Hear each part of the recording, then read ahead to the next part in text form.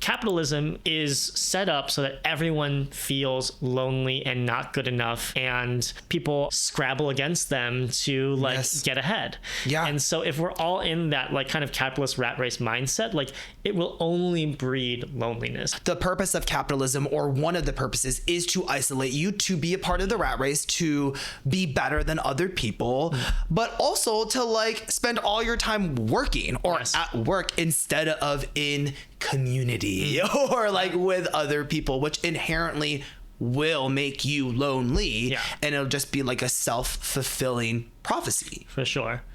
Yeah. I think we solved it. Yeah, I mean, next. Yeah.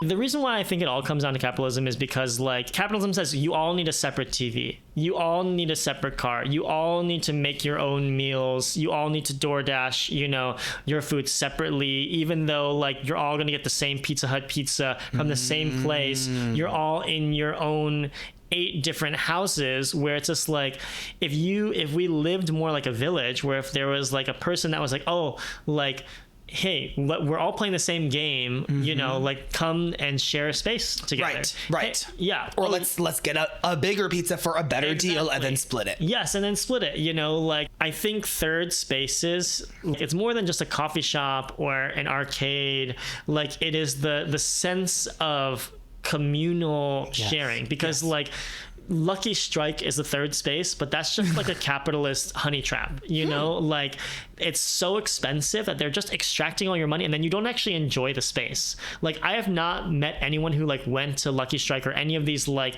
new like wait, what's Lucky Strike? So it's like they just built one at Beverly Center, so it's like got it. I think it's like a bowling alley plus arcade. Okay, I thought it was a bowling alley. But yeah, okay. But it's like empty. It's like every time I drive by, it's the most empty ghost town place, because it's just like this is just an extractive trap. Yeah. You know, where it's just like if we made a place where the bowling was free, like what you can pay $10 and you can get in and you can play all these games for free, or there's no bowling. Yeah, it would be like that would create community. But because there is like the exchange of capital that's so detrimental to people's lives, they can't participate in it, then that's where the loneliness comes from. Like you can't afford to like play in the system, you know. Yes. Assuming we can hope, and we are all, you know, advocating for going in a different direction. Okay, no, we're not all advocating for going in a different direction. Some of us are advocating for going in a different direction. Yeah. But assuming that like capitalism as a big structure still remains intact, like how could one, perhaps male, perhaps not, just become less lonely? I think it's like, yes, creating more third spaces, getting people to have like face-to-face interactions with each other. As technology evolves, our brains are evolving. Like our brains are so malleable and pliable that we are just seeing an evolution of connection. And I think, you know, with TikTok, I've found so many people that I feel close to them. I feel close to so many of these people so many of my mutuals on TikTok, because like we share the same values, we like the same videos, you know, like, and so I talk to a bunch of people on TikTok, but like in person is not the same as digital spaces, you know? And so I'm just curious to see if the digital connection will actually be able to replace, you know, like this, you know, like meeting in physical spaces, because there are so many people in small towns where like data and information is so readily available. When you live in, you know, like I grew up next to this town called Parma in Ohio, where it's so poor because the steel industry, because of Republicans, the steel industry was sent to Mexico.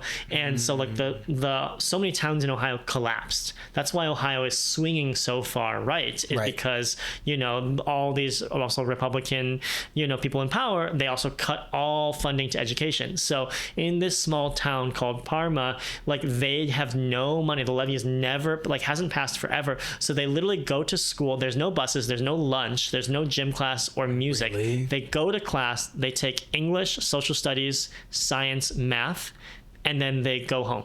They're at school only for like 4 hours. So if you're going to that school but you have access to the internet and you see how amazing. You see Becca Bloom, who's a billionaire, and she gets to wear a $500,000 necklace to her wedding, and you see that her wedding was in this castle, and her dress was, you know, another $1 million, and she you know, like the wedding was, you know, like $15 million, $30 million, $40 million. That alone is gonna just be like, that's gonna breed loneliness, you know. So I think like if you just get to have enough money to like have a TV, go on vacation every 6 months, you know, get to see your friends and have enough time in the day to see people, because the people, as you said, are working so hard that they have no time for themselves. When in the end, like time is the only thing, like the only real currency in this life, because that's all we have. Like we are only born with the amount of time that we have in our life.